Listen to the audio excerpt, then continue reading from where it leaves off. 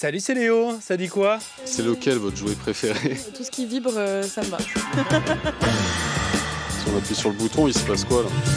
Oula, qu'est-ce que j'ai fait?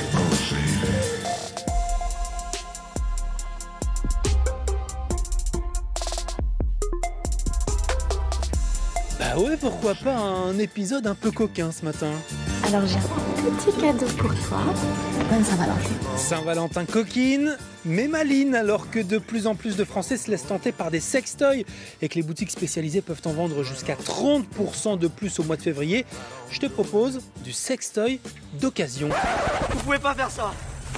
C'est dégueulasse! Eh ben en fait, pas tant. La toute jeune entreprise Rejouis donne une seconde vie à toutes sortes de jouets, nettoyés selon un protocole très strict, contrôle qualité, par mon collègue Benjamin Hilly. Donc là, on a rejoint le laboratoire. Ouais, je remplis une bassine pour faire un bain de désinfectant pour le jouet. C'est la deuxième étape après la détergence au savon. D'accord. Après l'avoir bien brossé. Et la troisième étape, c'est une dernière désinfection par UV. Un protocole de nettoyage mis au point avec l'aide d'un médecin, un suivi qualité assuré par un laboratoire de recherche spécialisé. Donc ça, c'est une commande, c'est une petite licorne. Alors c'est un stimulateur clitoridien, vous voyez. Ah oui, quand même. On récupère les jouets auprès de particuliers qui ont des sextoys qui dorment dans les tiroirs.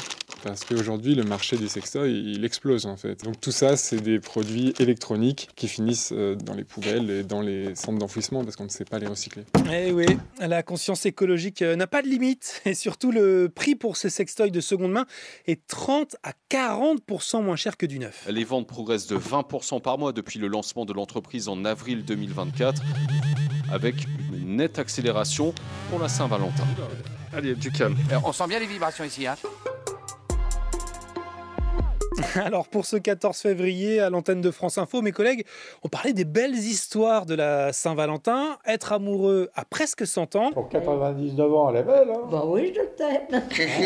Ou célibataire à 20 ans. Qui est célibataire dans la salle comme ça à main Ça, levée? c'est un pitch dating.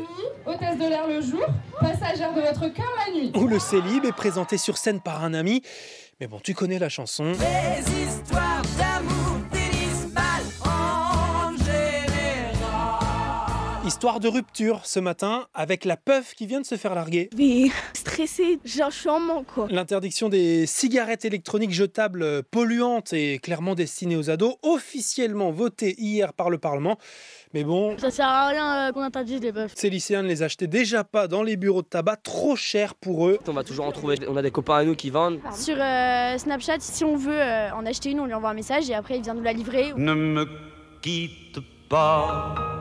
Alors après une rupture, on sort le pot de glace, les mouchoirs, le plaid, la télé. Enfin la télé...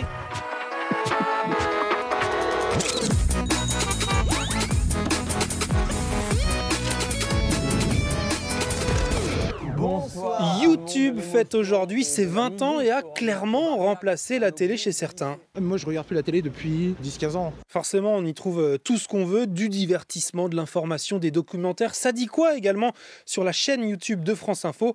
Les Français y passent en moyenne 41 minutes par jour, en hausse de 18% depuis 2 ans.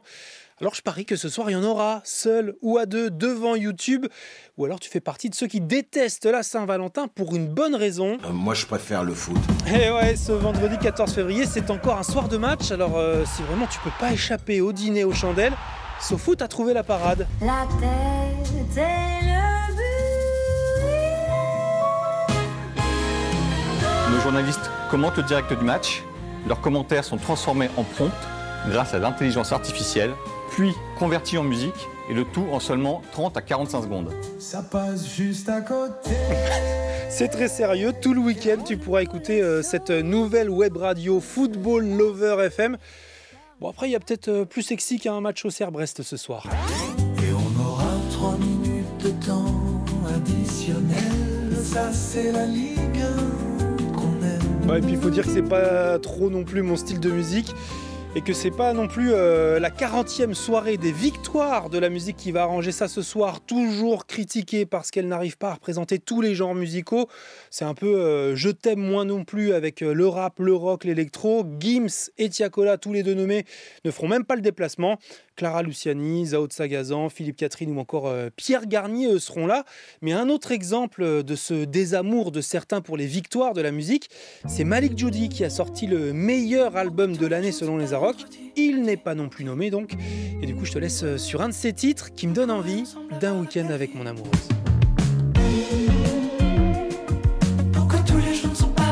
Joyeuse Saint-Valentin, c'était Léo de France Info. On pourrait partir ensemble à Berlin. Allez, ciao. Oh, je t'aime, je t'aime. Ah bah ça oui. Ah oui, je souhaite à tout le monde de vivre comme ça.